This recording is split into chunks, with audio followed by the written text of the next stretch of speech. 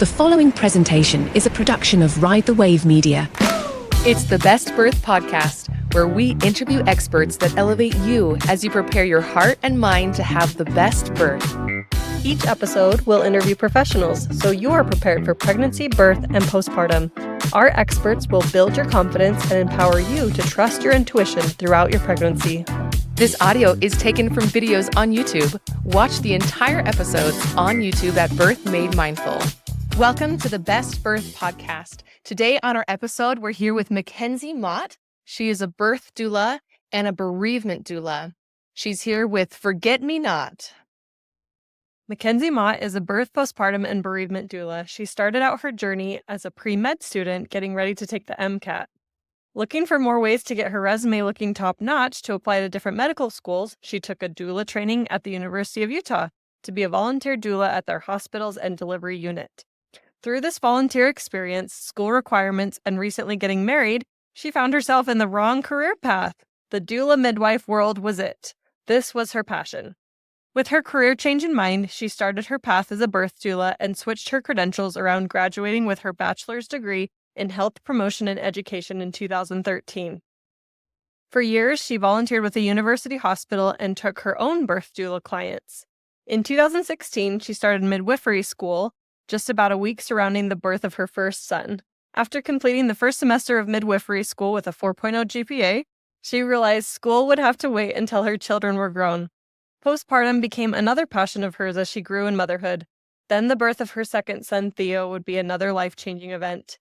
He had multiple heart defects, which she found out at 3 weeks postpartum. He had a successful surgery and was cleared to go home and live a new normal life. Later, when he had turned just 6 months old, he was rushed to the hospital, put on an ECMO, where he spent the last few days of his life. McKenzie is a loving advocate for women. She understands so much about life and about crises, about death, that she wants to share with the world.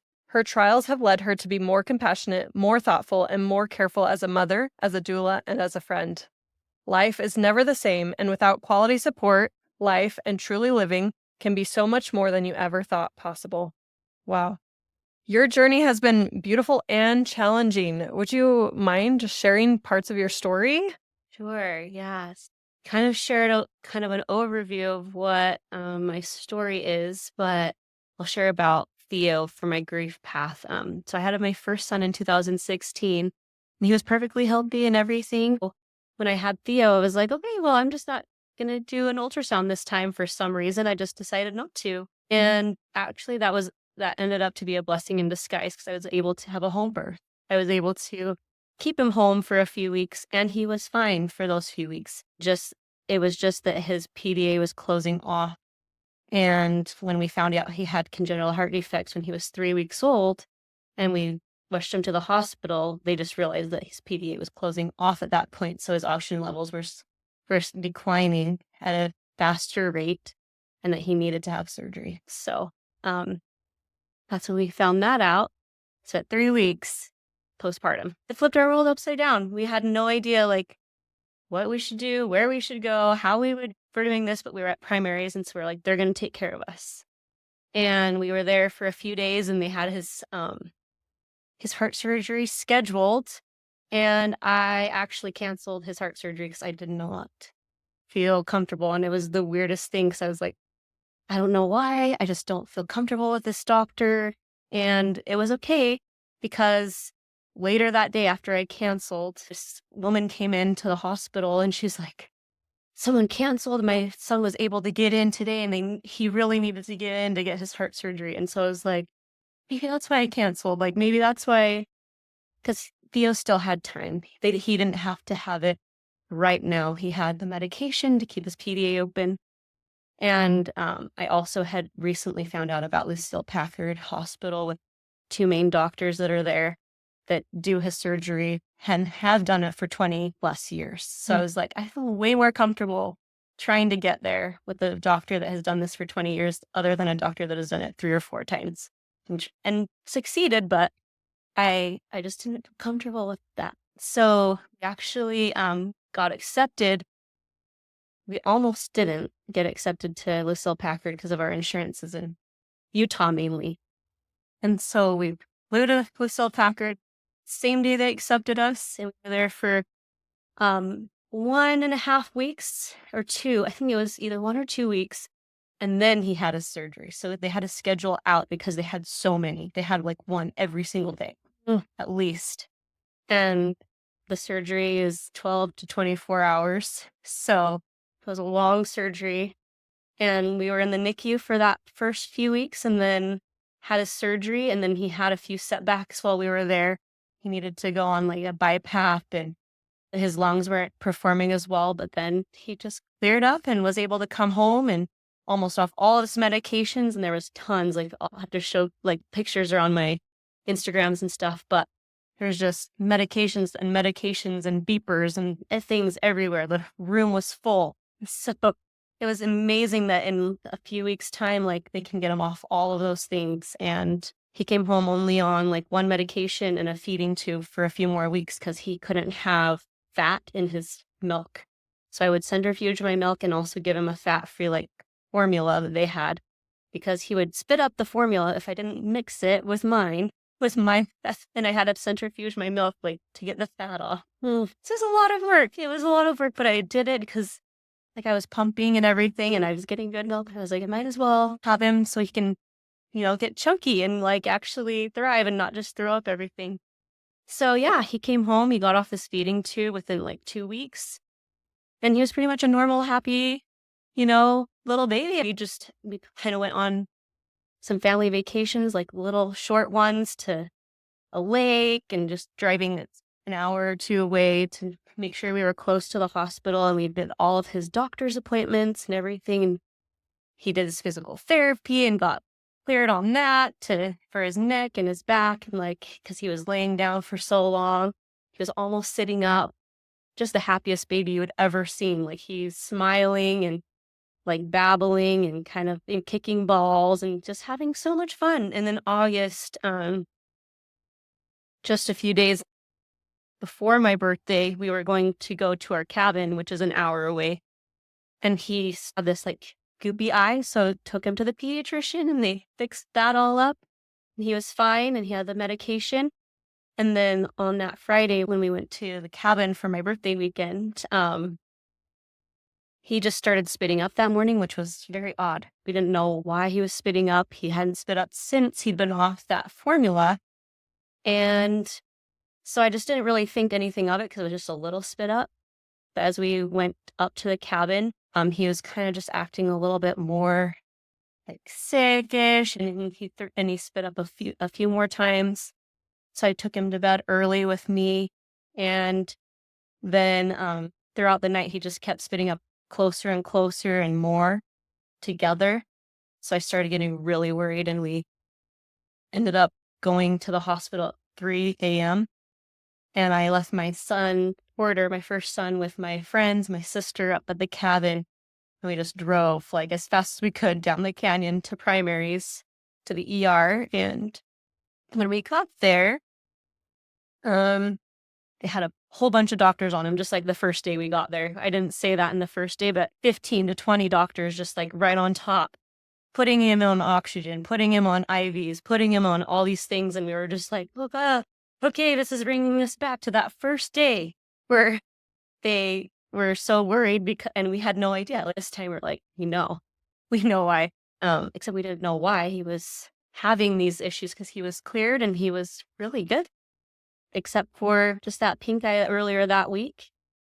They had, the protocols of maybe putting a breathing tube in. So we agreed to that. And when they put the breathing tube in, he went into cardiac arrest. And they couldn't get him out of cardiac arrest for 15 minutes. And so that's kind of a long time. Usually they do it in about 3 to 10 minutes. And that's good for the brain.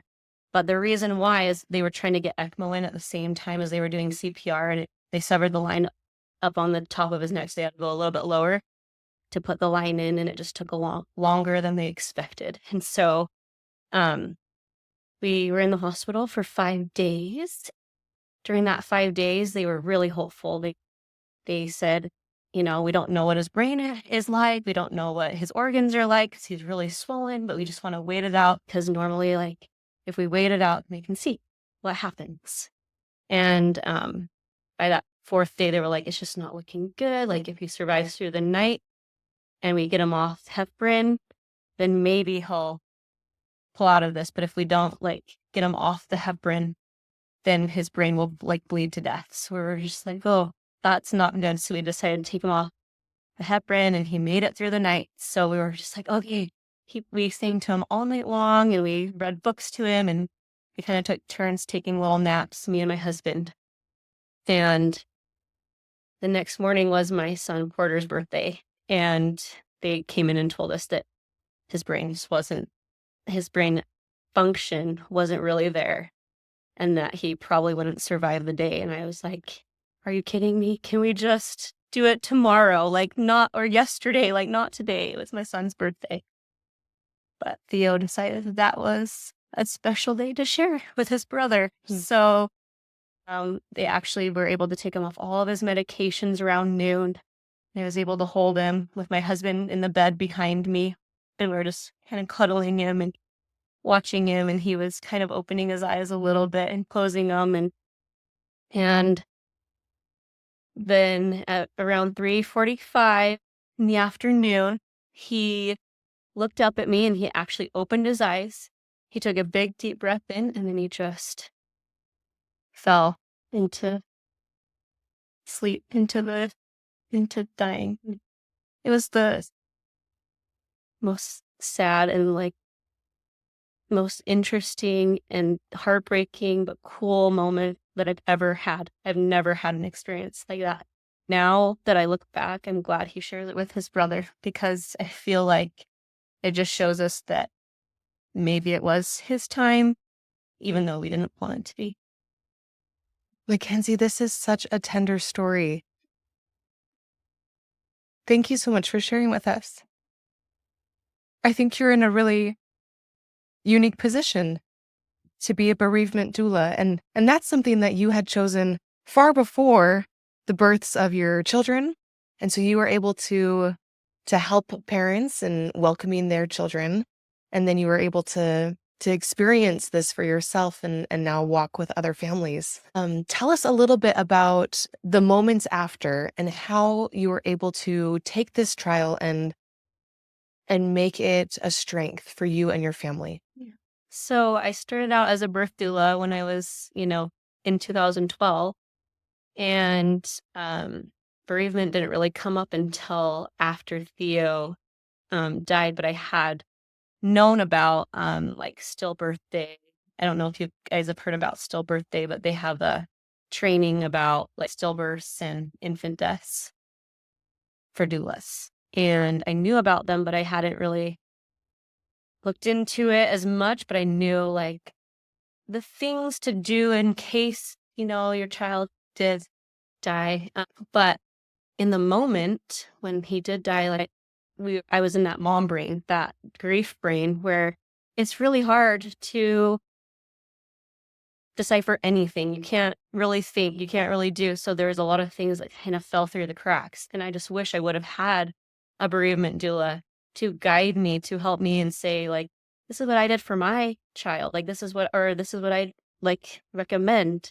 And so through my grief, I was like, I got to figure out how to help other families, because I don't want them to fall into these things that they're, like, regrets, that they didn't get a hand in a foot mold, or that they didn't get the lock of hair that they wanted, or that they didn't put something in the casket that they thought that they should have.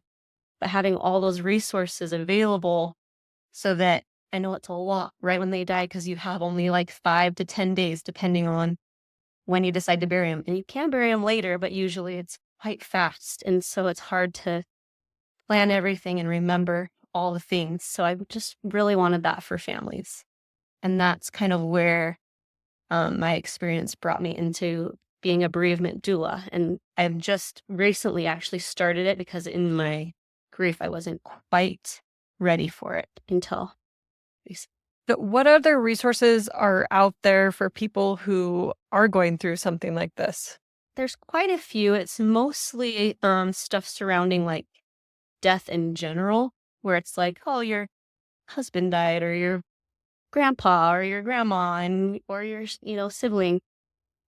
And sometimes not even siblings, like siblings and child loss. There's there's a lot of stuff out there for that, but it's not really specific. It's more of like wide encompassing the other types of death as well.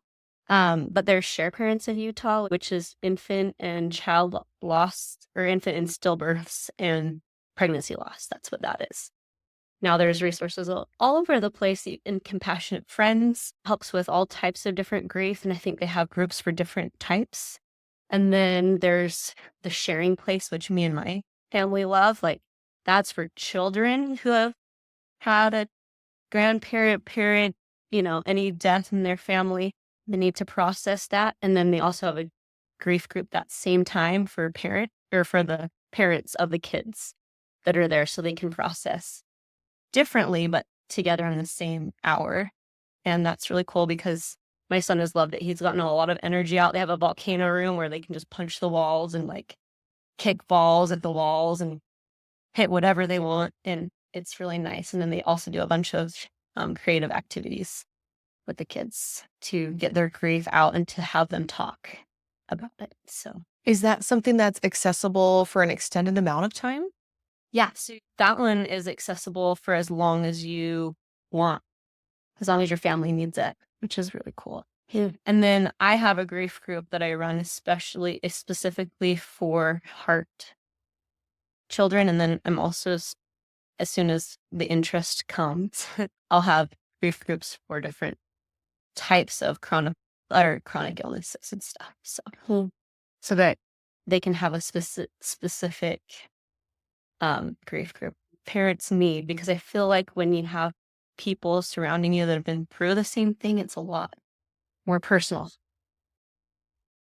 And is there resources for people who have gone through miscarriage? I think Share Parents of Utah still does the miscarriage. And then I have had 3 miscarriages, so I kind of want to start one of those up as well. And my grief group is weekly, so it's on Wednesday nights at 6 p.m. I know there are specifics for stillbirths and for miscarriages, but I know a lot of groups on Facebook that are that way, and you can kind of go and just write, because sometimes it's hard to talk about it.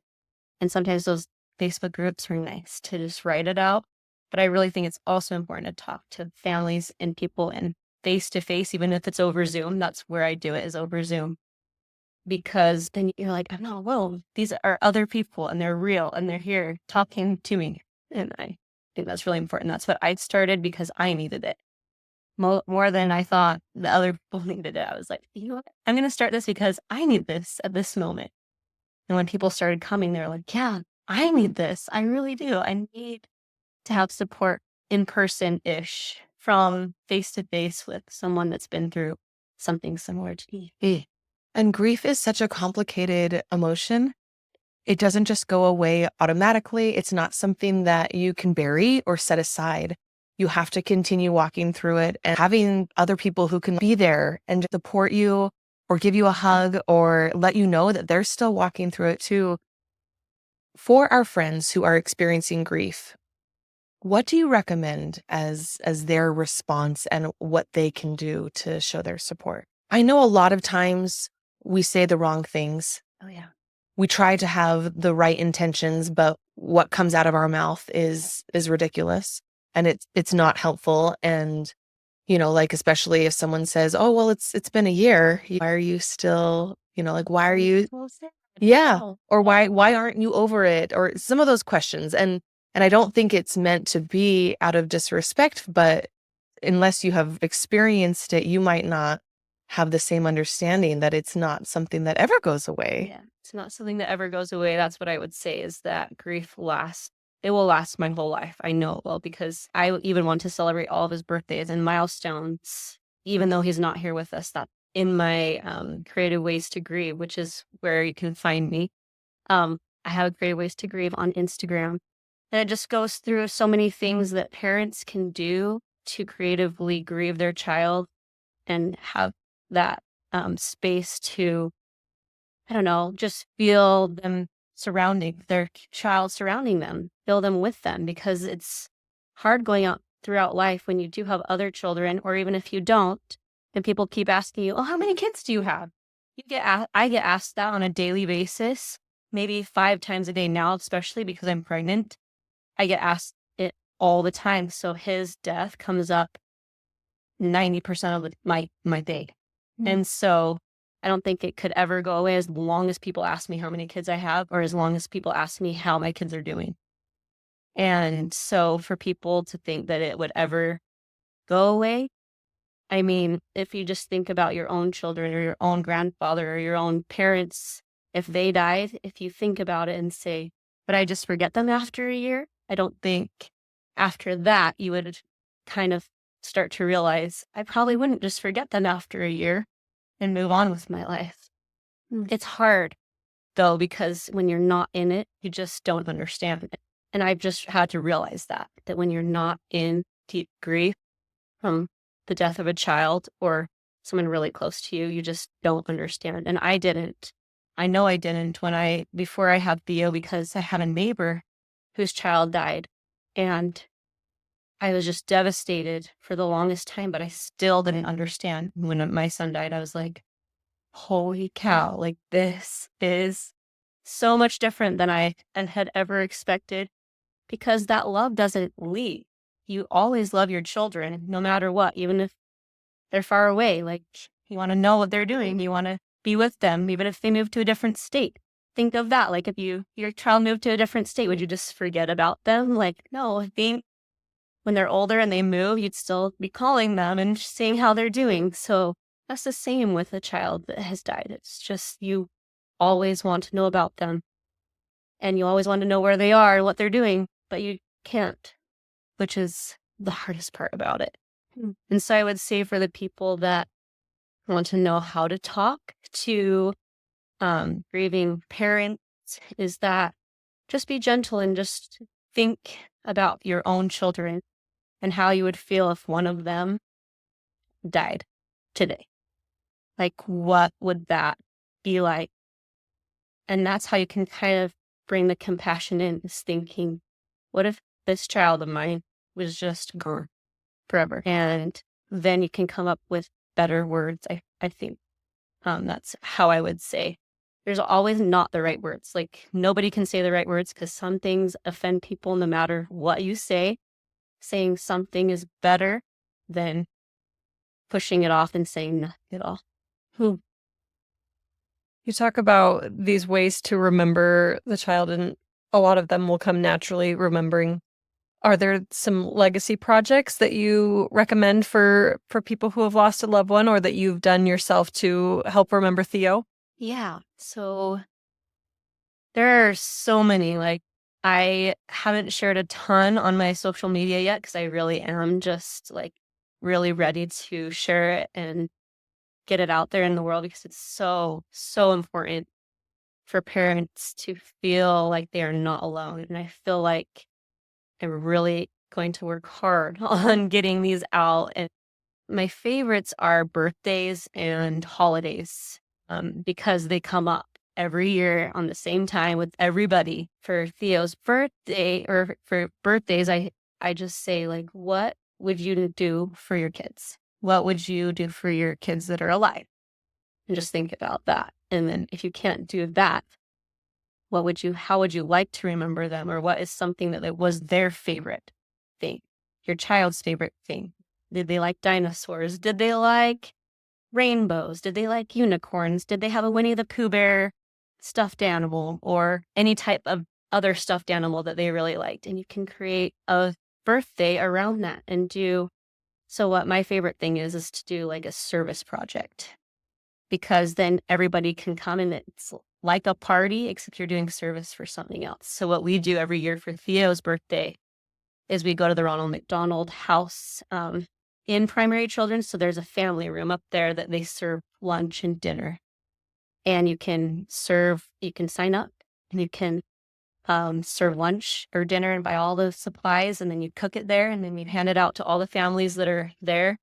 And my favorite thing is to bring like blankets and different things that families just don't remember to bring with them when they're in crisis. Toys and and blankets and books. And we'd bring a bunch of that stuff with us with the food.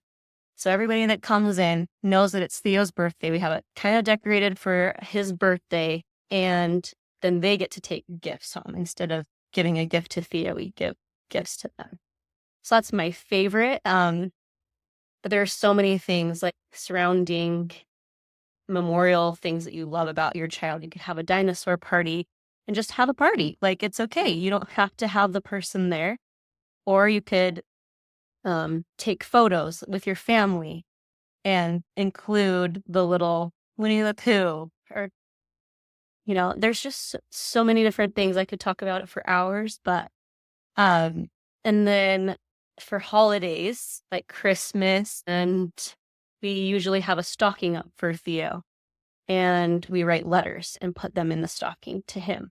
So instead of like Santa or something bringing him presents, we put a present to him, like a gift to him in the stocking, and then we have a family gift that Santa brings for the family. And we also have a family gift that we bring in honor of Theo for the family. So I love these traditions. It just makes you so happy to know that even though your son's not here on the earth with you, that you're still remembering him and celebrating him and encouraging other parents to do the same. Yeah. That's really impactful. And I hope that all of us can find your work so that we can also then join in. I'm guessing that the Ronald McDonald House or houses like that will allow families to come in and serve. Yeah. And we can extend ourselves beyond just our immediate families. Yeah, and I love that too. I think when you serve, like, it just as a pass it forward, like people are like, oh, I want to try it. I want to do that. That sounds like a great idea. And I do invite my family, like extended family and friends, to come with us so they know about it. And yeah, kind of becomes more widespread, and it's cool. You had mentioned that you wish you would have had a bereavement doula with you. Can you tell us more about the role of a bereavement doula and how they might help in that situation? What I have learned as I have been grieving and wondering, like, if I had a bereavement doula, what would I have wanted? I would have wanted someone to text me out of the blue and be like, hey, I know you're struggling. I'm a bereavement doula and I would love to help you. And I'd be like, how do you know me? Where did you find me? But it would just be cool to like have that where I'm like, okay, I don't really know what I'm doing right now. I really appreciate some ideas because I have to bury my son in 5 days, or less. I have come up with a list of things that they can do that's so I don't have to talk to them on the phone unless they want to. It's hard because in the first few days after your child dies, you don't really want to talk to someone. Or in the first few days after your child is in critical condition or has a chronic illness, you don't really know what to do. And so it's kind of nice maybe to just have, like, I was thinking like a text of ideas. Just, these are a lot of ideas. Just read through them, take them or leave them. But these are the ideas we have. And if you have any other questions, and I would want to have someone that I could just call and talk to. So that's what I'm doing. I'm offering my services that they can call me and I will text them and they can ask me about their funeral plans. And we can either plan them together on Zoom or on text, or they can just kind of plan themselves. It kind of just depends on their personal preference of what they can do in the moment, because grief is so different for everyone. And I couldn't plan Theo's funeral, and I didn't want him to have a funeral. I wanted him to have a celebration of life. So I actually passed it on to one of my neighbors that I knew how to do parties. And she put it all together. But I told her exactly what I wanted. We had bouncy houses, cotton candy. Like, that's how we did his celebration of life, because I didn't want to go in front of people and just be crying and not know what to say about my 6-month-old who died very suddenly for me, didn't have a lot of time. And I felt like we should celebrate his little sweet life. Like, he was so happy. I want everybody to be happy. I don't want everybody to just come and be bawling the whole time, even though we did. And it was beautiful. We had balloons and face painting and like everything that like a child would love to have at a birthday party or a party. And then my son, because it was his birthday, we sang happy birthday to him and he thought it was all for him, which was really kind of a cool thing. So we kind of brought his birthday in with Theo's celebration of life. It was all about Theo, but Porter thought it was all about him. So it was kind of neat in a way. And so creating a space for either a funeral or a celebration of life is what I really would like to help out with. But if I don't find them till after, then I have my grief groups and different things that they can do while in this grief to process it, to live day to day, to try to get, back and moving at least a little bit every day, and just ideas to take a shower, eat food, like recipes, easy things to make so that you don't have to spend all your energies, just like a doula would do, where at a birth that they would say, I'm here to support you. I want to help you in any personal way that you feel comfortable. And that's what I would want. So I think that's where my bereavement doula comes in, is that I want to tailor it specifically to them and what their needs are. Wow.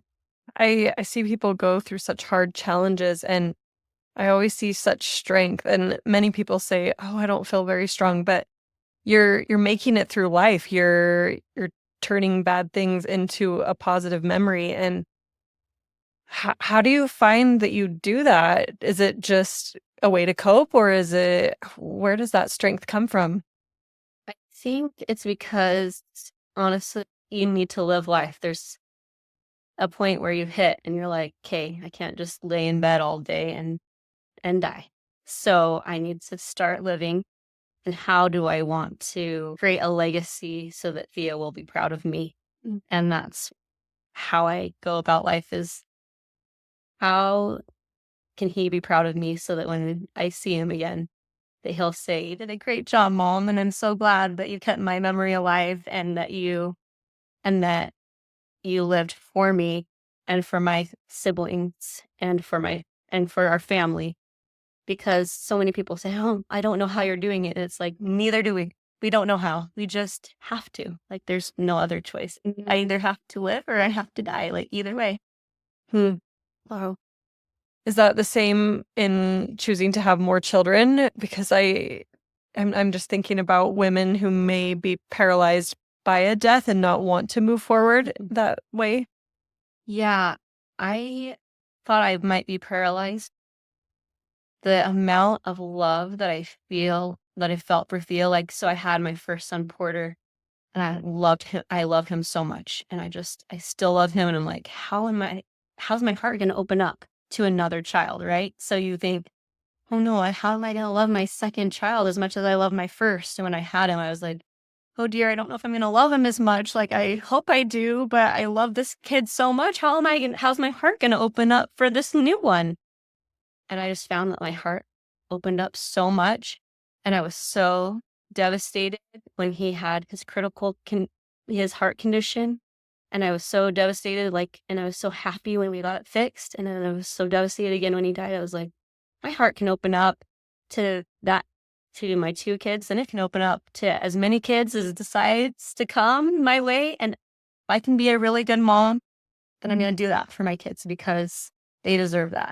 And I think kids really deserve to have good moms. And if it's not the path for you, if you don't think that you should have kids, and that's okay too. You don't have to. And I think choosing that is very personal, just like everything else. You're an amazing example to us, and the compassion that you're able to show to others with the line of work that you already had.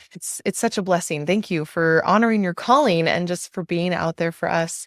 Is there anything else that you would choose to share with our listeners about child loss? Even if you're not planning on your child dying, it's just so good to know that it's possible, and I don't want you to worry about it. I don't want you to stress that your child will die. But it's just nice to know like that there are options out there. There's bereavement doulas out there. And I'm hoping that there'll be more bereavement doulas out there because I only know of a few. And I'm hoping to maybe in the future even create like a company surrounding like bringing in bereavement doulas and training them. But I think just even like as you prepare for birth, as you prepare for postpartum, prepare for maybe another thing. Like it's not necessary to fret or to fear, but to just say, if this happens, what do I want? Just like birth, if I have to get a cesarean, because people don't necessarily usually want cesareans unless they do want them. But if that happens, what are my plans then? And if this happens, what are my plans then? And just like a few more what ifs so that when you get to that point, you have at least a small plan of who am I going to call? What am I going to do? And how is it going to affect me? This has been an amazing conversation. And I love that you've been speaking to both sides too, because it's an important thing to keep it on our mind as well. Every week we share a Mom Squad secret. So I'll just share this one from Kristen. She says, heat therapy was a huge relief during labor. A heating pad, a hot shower, or a hot birth tub. If you understand the process your body is experiencing, you can picture it. All these good ways to prepare and to keep in mind the future and what could be. McKenzie, thank you so much for being on the podcast today. We will definitely link to all of your resources and how you're able to support families and then those who are then offering that support. Thank you so much for being with us today. Thank you so much for having me. Thanks for joining us on today's episode. We hope you've been elevated and inspired by this week's expert. Subscribe today so you never miss an episode. And please share our podcast or post on your social media so that other moms and dads-to-be can also have the best birth. Please note that the information provided is based on the expert's insights and personal experience. It is not intended as medical guidance. Please seek the advice of your medical provider as it applies to your specific condition.